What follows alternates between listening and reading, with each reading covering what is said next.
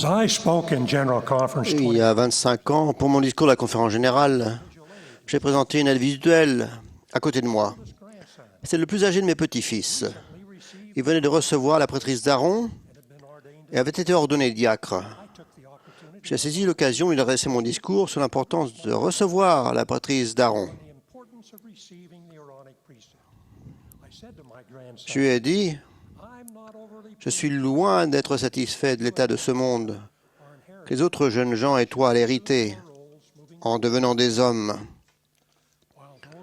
Je crois que bien que nous, vos aînés, ayons été en âge et en mesure d'influencer le monde, nous avons manqué à nos devoirs envers vous en permettant à la situation de ce monde de devenir ce qu'elle est. De ce fait, beaucoup de vos amis et connaissances n'ont pas été élevés dans la compréhension et le respect des valeurs traditionnelles. La pression du groupe devient donc beaucoup plus difficile, même extrême. Nous avons introduit chez nous des postes de radio, de télévision, des tourne-disques. Bien que chacun de ces appareils soit capable de procurer des amusements sains, beaucoup de ce qui a été produit pour notre plaisir auditif et visuel n'est pas de nature à inspirer et encourager les jeunes gens. En fait, la plus grande partie de cette production est dégradante.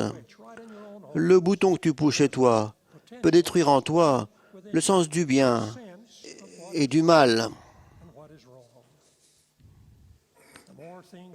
Plus les choses changent, plus elles restent les mêmes, à part pour la technologie.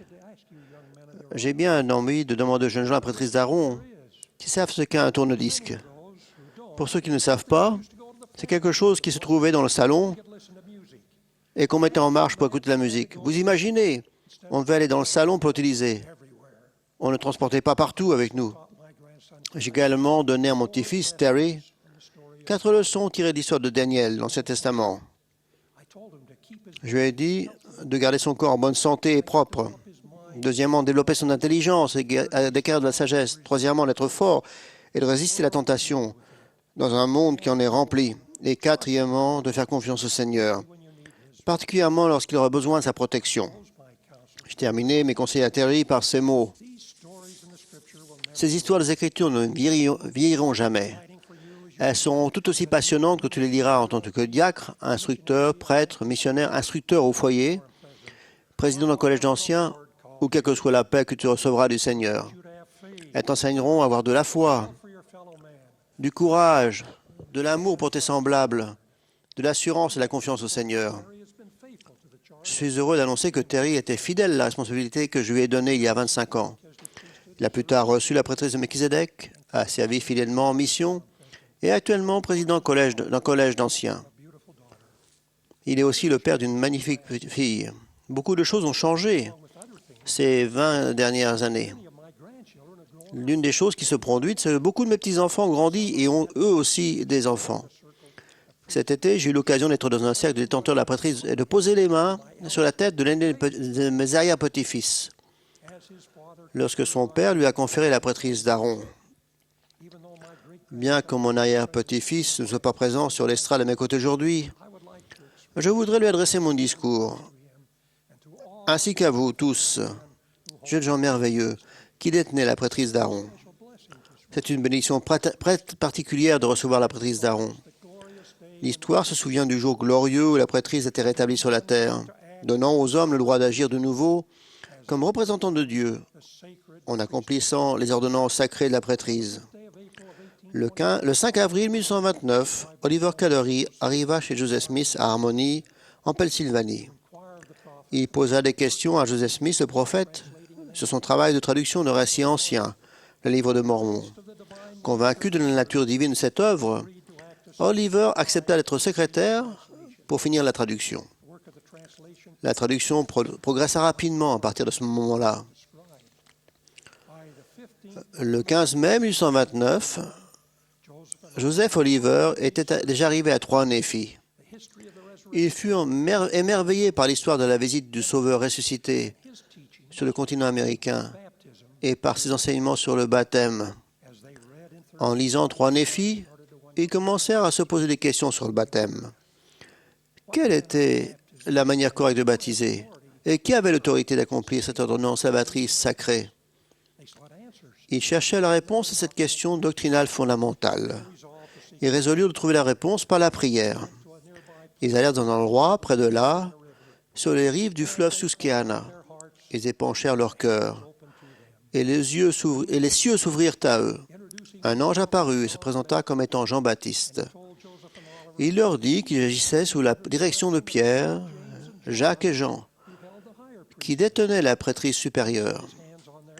Posant ses mains sur leur tête, il dit, « À vous, mes compagnons de service, au nom du Messie, je confère la prêtrise d'Aaron, qui détient les clés du ministère d'ange, de l'évangile de repentir et du baptême par immersion pour la rémission des péchés. Et cela ne sera plus jamais enlevé de la terre, jusqu'à ce que les fils de Lévi fassent de nouveau une offrande au Seigneur selon la justice. » Plus tard, Oliver raconta cet événement en ces mots. « Mais pense, réfléchis un moment à la joie qui emplit notre cœur, à la surprise avec laquelle nous nous agenouillâmes lorsque nous reçûmes de ses mains la sainte prêtrise. L'humanité avait attendu des siècles que l'autorité de Dieu soit rétablie. Et voici que le pouvoir et la gloire de la sainte prêtrise d'Aaron étaient de nouveau sur la terre. À la section 107 des Doctrines et Alliances, nous apprenons pourquoi la moindre prêtrise est appelée la prêtrise d'Aaron. La deuxième prêtrise est appelée la prêtrise d'Aaron parce qu'elle fut conférée à Aaron et à sa postérité pendant toute leur génération. La raison pour laquelle on l'appelle la moindre prêtrise, c'est parce qu'elle est une annexe de la prêtrise supérieure aux prêtrises de Melchizedek et a le pouvoir d'administrer les ordonnances extérieures. Le pouvoir, l'autorité de la moindre prêtrise ou prêtrise d'Aaron est de détenir les clés du ministère d'ange et d'administrer les ordonnances extérieures, la lettre de l'Évangile, le baptême de repentir pour la rémission des péchés, conformément aux alliances et aux commandements. Non seulement les jeunes gens de la prêtrise d'Aaron reçoivent le pouvoir, l'autorité d'être représentants du Seigneur pour s'acquitter de leur responsabilité de la prêtrise, mais ils reçoivent également les clés du ministère d'ange.